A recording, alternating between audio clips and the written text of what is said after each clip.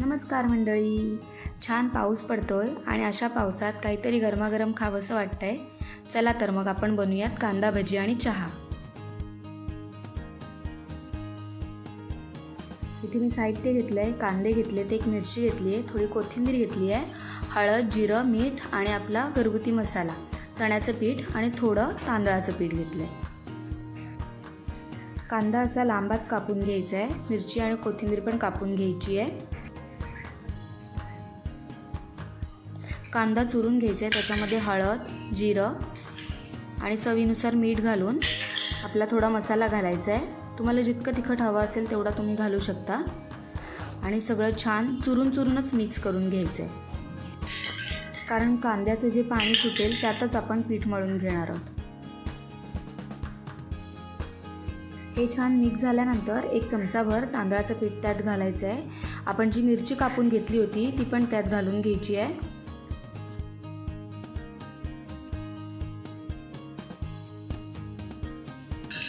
आणि थोडं करूनच चण्याचं पीठ घालून मिक्स करून घ्यायचं आहे.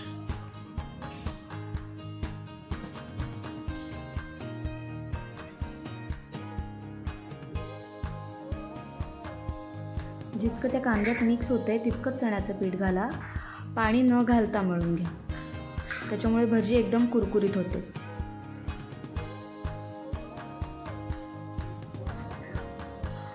बघू शकता इथे छान पीठ मळून झालंय.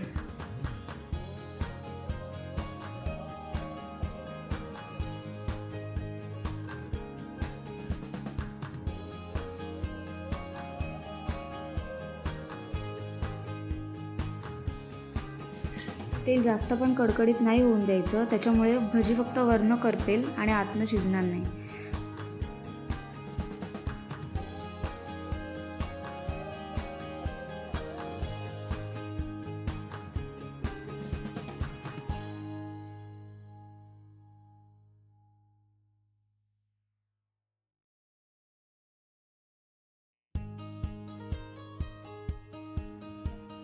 बघू शकता इथे आपली भजी छान तयार झालेली आहे.